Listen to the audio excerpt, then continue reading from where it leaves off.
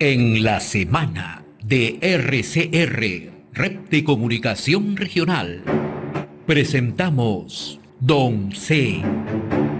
con César Zamora Bento.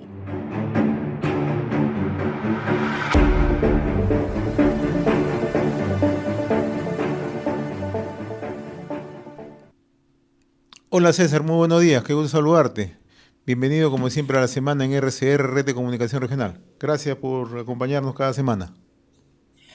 Muy buenos días, José. Aquí, atento a lo que estabas comentando. Y bueno, para conversar sobre este y otros temas que creo que son de interés de la gente.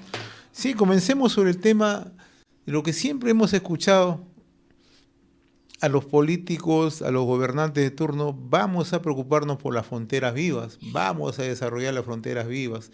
Y lo cierto es que han pasado décadas y décadas y la situación sigue de mal en peor. Lo visto, lo que está ocurriendo en el centro poblado de Isla Santa Rosa, en Yavarí, en la provincia de Ramón Castilla, en Loreto, es el claro reflejo. ¿Cómo estás mirando todo este tema, César? Tú además conoces todo el país, por razones profesionales has viajado a puntos muy alejados y conoces cómo se presentan estos hechos. Sí, no creo que haya cambiado mucho el tema de las fronteras, de los lugares fronterizos del país. Siempre hemos conversado, José, de que todo el mundo dice vamos, vamos, vamos a hacer, vamos a hacer fronteras vivas, etcétera, pero nadie te dice qué política va a seguirse, qué política tienen los gobiernos respecto del desarrollo de las poblaciones fronterizas, qué política fronteriza existe sobre el cual se pueda planificar, se pueda asignar recursos y se pueda inclusive monitorear resultados. Ha salido lo de Santa Rosa, digamos, como una casualidad. Pero qué bueno que haya salido para poder reflexionar sobre ese punto. Santa Rosa y todo lo que son las ciudades de frontera del país. ¿Cuál es la política de fronteras que tiene el Perú? No existe, José. No existe, lo dejan a su suerte. Esa es la pura realidad. Existen algunas bases militares, pero no hay ninguna acción concreta para generar, como lo hacen por el otro lado de nuestro país, los países limítrofes, como que ellos sí apuestan por invertir en las fronteras porque, digamos, es la posibilidad de atraer la simpatía de la gente que no pertenece en este caso a Colombia, que pertenece a Perú, para que se sientan más identificados con ese país y eventualmente puedan ellos en algún momento pretender ir hacia estos lugares. Lo primero que yo quería puntualizar y ponerlo así con resaltadores es que el Perú no tiene una política de fronteras, no existe. Y si existe, está recontraempolvado en algún escritorio en los gabinetes de la presidencia del Consejo de Ahora, Ministros. el tema, César, un poco más para ponerle eh, otro ingrediente a tu comentario, no solamente es porque traspasan la frontera por las necesidades mismas, por la supervivencia, temas de salud, temas de educación, incluso para hacer sus compras, ¿no?, de alimentos, etcétera, etcétera, sino que ayer nos han confirmado lo que ocurre en esta triple frontera. Muchos de los peruanos que viven en la zona, nacidos en el Perú, llegan a Leticia, obtienen un documento colombiano a través de la vía notarial. Lo mismo lo hacen en Tabatinga, en Brasil. Dicho de otra manera, hay peruanos que cuentan con 3 documentos. Uno colombiano, uno brasileño y uno peruano. Pero eso quizá no resulta ya porque eso no se toca acá. Y me decía la persona que ayer entrevistamos que sí se conoce en Lima. Lo que pasa es que se ha tratado de ocultar eso, se ha tratado de no hacer mucho aspaviento. Pero ahora que ya saltó la liebre, van a tener que admitir que eso está ocurriendo.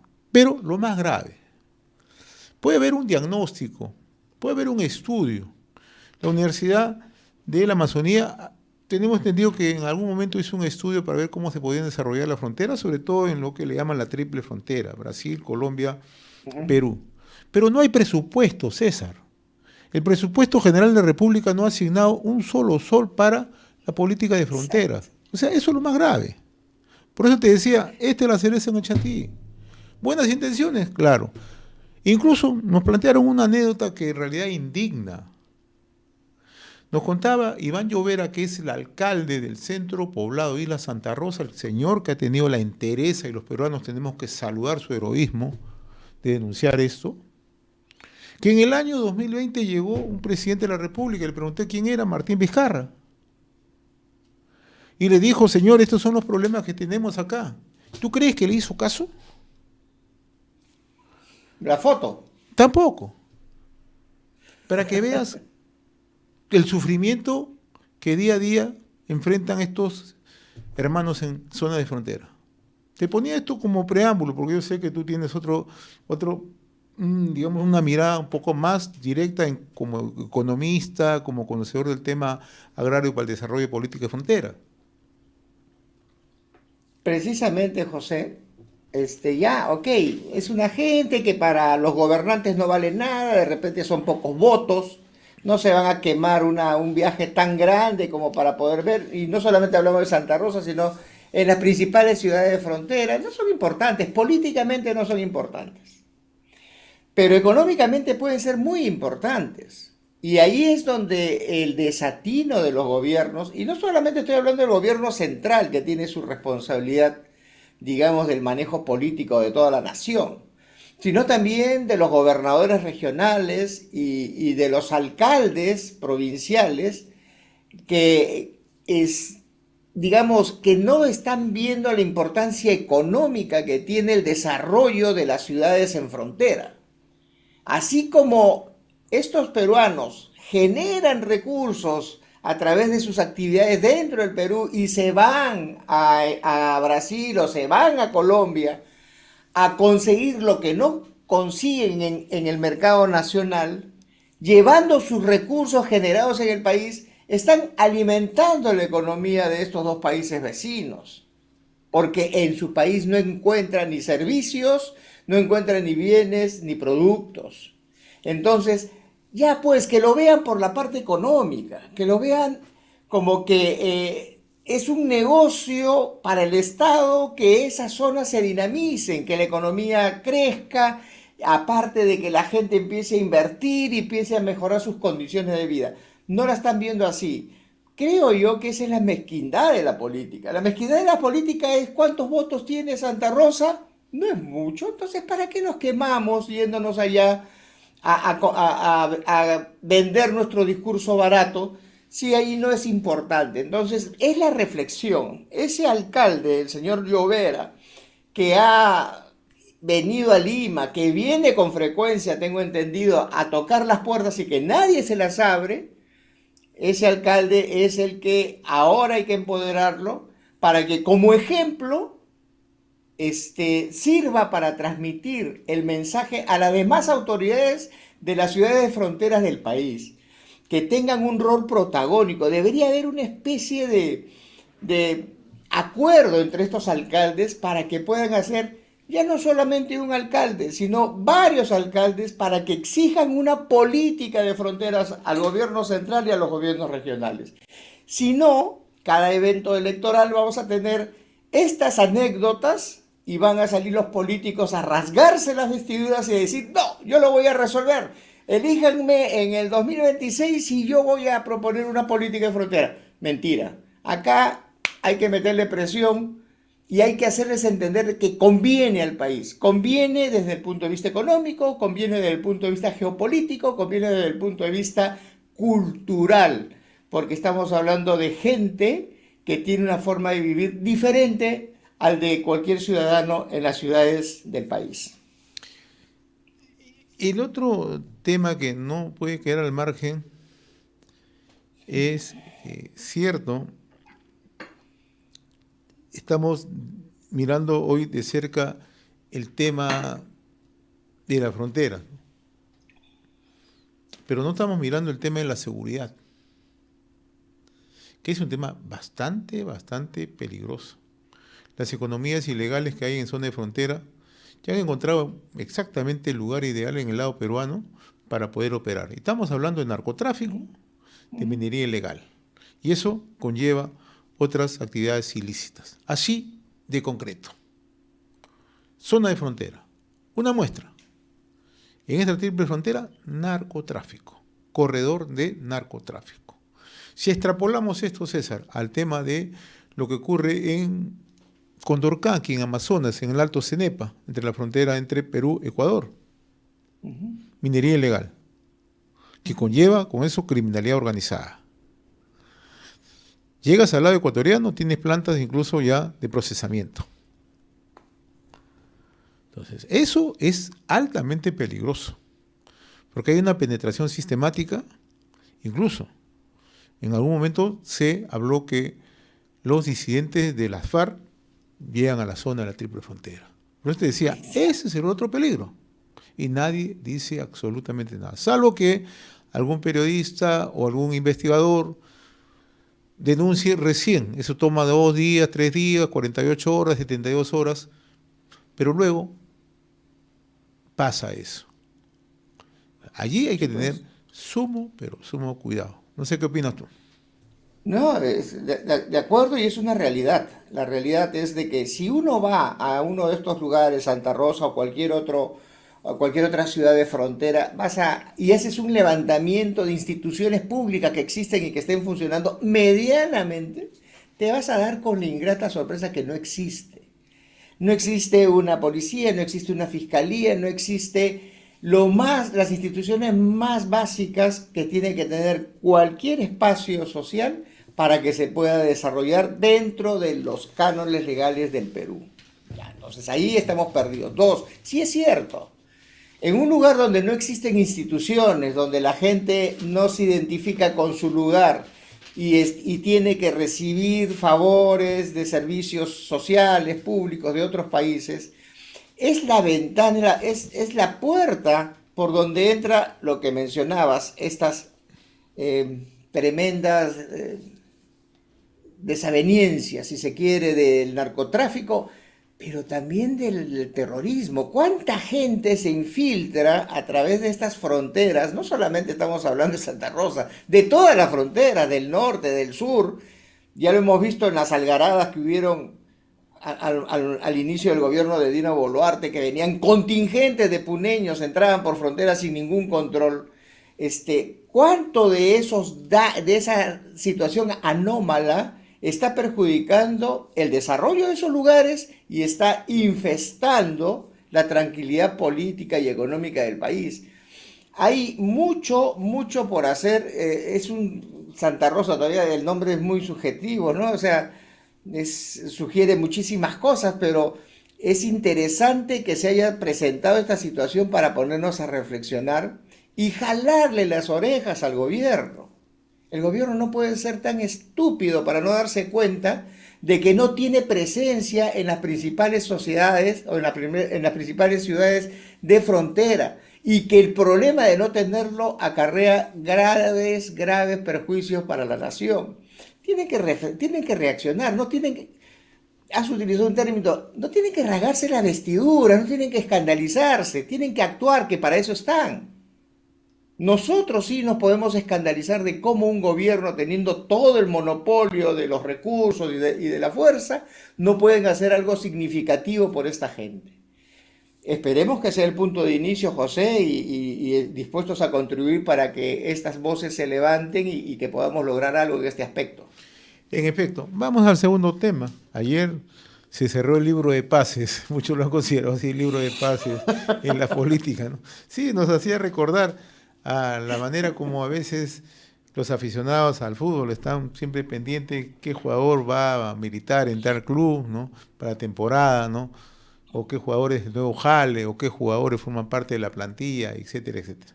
De esa misma manera lo hemos visto en el lado político, ¿no? Ayer se cerró y te voy a comentar muy rápido quiénes son los nuevos jales, los nuevos pases, ¿no? De agrupaciones políticas para luego ir conversando, ¿ya? Vamos, por ejemplo, en el caso de Avanza País, Phyllis Batter, periodista. Fernán Altuve Febre, es congresista. Óscar Becerra, ex ministro de Educación. Ángel Delgado, abogado constitucionalista. Omar Marcos, ex alcalde de Ventanilla. Eduard Mala, actual congresista. Carol Paredes, actual congresista por San Martín. César Combina, ex congresista. Víctor Andrés Belaúnde Gutiérrez, abogado. Juan Carlos Liendo, ex jefe de la DINI, de la Dirección Nacional de Inteligencia. Jean-Pierre Jauregui, ex comando del Chavín de Huaco. En Renovación Popular, Cheryl Trigoso, actual congresista. Juan Carlos Hurtado, actual gobernador de Ica. José Luis Gil, ex miembro del GEIN. Alexander Segura, ex comando Chavín de Guarda. Lourdes Alcorta, ex congresista. Pedro Espadaro, actual alcalde de Callao. Jovinson Vázquez, actual alcalde de Ventanilla. Edwin Infante, actual alcalde de Carmen de la Legua. Rodolfo Rancén, alcalde de La Perla. Alexander Cayán, actual alcalde de Bellavista. Ramón Garay, alcalde de La Punta. Y Javier Cipriani, miembro de la Junta General de Accionistas de Milima. En el caso del Callao, te das cuenta, parece un jale completo, han jalado medio equipo, ¿no? Todos los alcaldes están formando parte de Renovación Popular, incluyendo el alcalde provincial Pedro Espadaro. En Alianza por el Progreso, agárrate, no, sujétate de la silla. Ciro Castillo Rojo, actual gobernador del Callao. Rosa Vázquez, la actual. Papá de Ciro. Así es. Rosa Vázquez, actual gobernadora de Lima Provincia. Wilfredo Corima, gobernador de Ayacucho. Raúl Díaz, ex alcalde de Comas. José Luis Elías Ávalo, actual congresista, ex militante fujimorista. Jorge Marticorena, actual congresista, miembro de Perú Libre. Roberto Camiche, actual congresista, en su momento miembro de Perú Libre. Eso es por el lado de Alianza por el Progreso. Podemos. César Gentile, ex ministro del Interior. Elías Rodríguez, ex congresista, ex aprista. Jessica Apaza, ex congresista. Beto Barrio Nuevo, ex congresista. Fernando Orihuela, ex vicegobernador de Junín con Perú Libre. Francis Paredes, actual congresista. Heidi Juárez, actual congresista. Edgar Tello, actual congresista. Uno dice muy ligado al Movadef. Ahora está en Podemos. José Arriola, actual congresista. Si no me equivoco, él es quien está también denunciado por mochasueldo, alguna cosa parecida. ¿Ya? Todos están en esa danza. Sí, Luis Picón, actual congresista. Y Glenda Ramírez es candidata a regidora. Por Somos Perú, Alberto Otárola Peñaranda, expresidente del Consejo de Ministros. Luis Cordero Joitay, ex fujimorista, también, ¿no? Estuvo metido en el tema de los mochasueldos, en el tema de agresión personal, su hermana en los mochasueldos, etc. Ahora forma parte de Somos Perú. Alex Paredes, es Perú Libre, es bloque magisterial, actualmente forma parte del bloque magisterial, ahora es miembro de Somos Perú. ¿Cómo cambias, pelona? ¿No? Segundo Quirós, actual congresista. Elizabeth Medina, también Perú Libre, por Huánuco, ahora está en Somos Perú. Héctor Valer, quien fue presidente del Consejo de Ministros por un corto periodo, ¿no? ¿Recuerdas? Es congresista actualmente, también está en Somos Perú. En Fuerza Popular, Alberto Fujimori, ya se ha conocido. En el PPC, Óscar Valdés, es presidente del Consejo de Ministros. Fernando Sillones, es gobernador de Ica. Lilian Roca, es jefa de la Superintendencia de Mercado de Valores. Tessy Torres, es presidente del Consejo Directivo de EFA. Perú Moderno, Carlos Dañaño, el empresario ayacuchano. Julia Príncipe, es procuradora general de la República. Carlos Anderson, actual congresista, es el jale de Perú Moderno. En Progresemos, Hernando de Soto, es candidato presidencial. Y también Juan José Santibáñez, el actual ministro del Interior, ¿no? En Perú Acción, Jorri Wharton, es Renovación Popular. En el PRIN, Coqui Noriega, actual gobernador de Ancash, ¿no? Y también en el partido FE, Raúl Vázquez, es miembro de FREPAC. En Perú Primero, Patricia Donaire, es congresista y creo que, si no me equivoco, fue ministra, me parece, de Estado. Y Gilia Gutiérrez, actual gobernadora de Moquegua, ¿no? Y en Batalla Perú, Sósimo Cárdenas, actual gobernador de Junín. Y en Peruanos Unidos, Tomás Gálvez, el ex fiscal supremo, ¿no? ¿Qué te parece estos jales, esta nueva, esta recomposición, estos reacomodos? Y falta más, ¿no? O sea, no, no, ha aparecido todo. O sea, te has enterado recién Antauro. El 10%, ¿no? Pero vamos a ver quiénes están ahorita en el partido de Antauro. Eso es lo que no nos hemos enterado, ¿no? Van a haber más sorpresas, pero comencemos por lo que tenemos.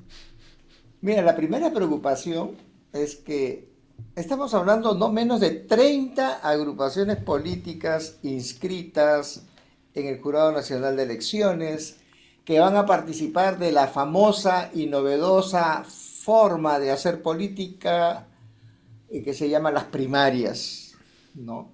Entonces, la primera pregunta es, tanta gente se aboca, tanta gente cree conocer y se cree en la capacidad, primero, de conocer los problemas del país y segundo, de presentar propuestas de resolución de estos problemas. Dos, la segunda impresión es de que en el Perú todos prefieren ser algo así como cabeza de ratón antes de cola de león, ¿no? O sea, todos quieren su pedacito, todos quieren su quesito. Algo me va a caer, algún congresista tendré que poner. Y si uno hace digamos, algo así como que empiezas a seleccionar ya en la parte ya de leer lo que son sus ideologías y lo que piensan proponer para el desarrollo del país, los problemas del país no son tantos como las agrupaciones políticas, por ejemplo. El problema del país es seguridad ciudadana, reactivación económica, servicios públicos eficientes para las oportunidades de la gente y, digamos, nada, mantener la seguridad externa también en buen nivel y diplomacia. O sea, esos problemas son pocos en comparación de la cantidad de gente que quiere resolverlos, cuando todos sabemos que la solución de esos problemas parte de elaborar políticas en donde el Estado sea cada vez menos intervencionista, más pequeño y el protagonista sea la inversión, que es la que al final da los recursos que el Estado necesita para su función subsidiaria, que es lo que un país tan pobre como el nuestro necesita para poder cerrar las brechas de pobreza y de pobreza extrema, y también no solamente monetaria, sino estructural. Entonces, ¿por qué tanta gente está empecinada en decir yo sí voy a resolver el problema y el otro no? Esa es mi primera y segunda reflexión, las dos las he hecho juntas. Entonces, me llama mucho la atención la mezquindad de las personas en no ponerse de acuerdo en formar coaliciones de tal manera que dejen de pensar en ser cabezas de ratón, ¿no? Y empiecen a pensar en el país. No están pensando en el país. Ninguno de los que tú acabas de mencionar está pensando en el país. Están pensando en yo sí puedo, el resto no puedo. Yo sí soy bueno y el resto es malo. Yo sí soy honesto y el resto es corrupto. Y en esa lógica no se va a llegar a ningún consenso y va a suceder como lo que está pasando ahora en el Congreso. Me parece que son 10 agrupaciones políticas totalmente diseminadas las que están participando de las decisiones políticas en el Congreso de la República. Entonces, esas cosas hacen mucho daño al país. Países desarrollados tienen 3, 4 bancadas y punto, no hay más, porque es la única manera de ponerse de acuerdo y evitar el negociado. Pero si tú tienes 10 y necesitas 2 votos, tienes que negociar con esos votos para empiezan las prebendas y empiezan todas estas colusiones que le hacen daño al país. Entonces, tenemos un gran problema, José, un gran problema en las próximas elecciones al momento de elegir entre tantos iluminados, desprendidos, emocionalmente patrióticos, entre comillas, que quieren gobernar los destinos del país y lo que yo pienso es que quieren usufructuar de los peruanos. Y con una atomización de votos, ¿hacia dónde vamos, César? Porque esto va a ser una fragmentación total. O sea, ¿Hacia dónde quién puede vamos? Creo que sacar estamos provecho? mal. ¿Quiénes sacan provecho o podrían sacar provecho de esto? Por supuesto. Y además, mira, hay actores totalmente polémicos, ¿no? El hecho de que Fujimori se le esté poniendo allí en las posibilidades de postular, ya te está generando una tremenda distorsión en cuanto a lo que la gente pueda pensar. Quería hacer justo estaba pensando, porque íbamos a hablar de este tema. La pregunta es, ahorita es la fiesta de los de los pases, ¿no? Ahorita es la fiesta de los jugadores, ¿no? Cada quien está buscando su equipo y está contratándose o inscribiéndose. Pero, ¿y qué hay de los 30 millones de peruanos que hoy por hoy deben estar sábado haciendo su chamba hasta las 12 del día para llevar sus ingresos o vendiendo sus cositas en la calle? ¿Esa gente está pensando en esto? Esta gente está pensando en, oye, las elecciones, mira que ya cerró el 12 y que en el 2026, la gente está pensando, ¿le interesa lo que está pasando respecto de esto? ¿De este asunto de la política? ¿O ya están asqueados? Entonces, allí quería hacer esa mención porque tú tienes una preocupación válida, José. ¿Y a dónde vamos? No solamente con esta tremenda cantidad de opciones políticas y muchos peruanos que quieren tentar la suerte, sino también el problema es que a la gente no le importa lo que está pasando en la vida política del país porque su principal prioridad es subsistir en el día a día. No quiero decir que esté bien que no le importa, sencillamente que la política ha venido a tal nivel de descontento y de frustración que la gente no encuentra salida al final del túnel pensando en los políticos. En efecto. Y me llama un poco la curiosidad, los medios de comunicación están informando sobre las afiliaciones en los partidos de centro, en los partidos de derecha, ¿no? Pero los partidos de izquierda no conocemos. Y te vas a llevar más de una sorpresa, con seguridad. Con seguridad que no vas a llevar más de una sorpresa. Y eso es verdaderamente la composición que hay actualmente entre la izquierda y la derecha en el país. Ninguna se salva. César, yo te agradezco como siempre la amabilidad de haber compartido estos minutos con RCR, Red de Comunicación Regional. Siempre se queda corto, pero dejamos ahí para dejar prendido justamente, ¿no?, el interés para las próximas conversaciones. Gracias, César, muy amable. Te agradezco y solamente decir una cosita. Sí, cómo no. Para mí no hay ni derecha ni izquierda, hay políticos oportunistas que se visten de todos los colores para su beneficio personal. La experiencia me lo ha demostrado así. Saludos, César. Chao. Era nuestra secuencia Don C con César Zamora Bento.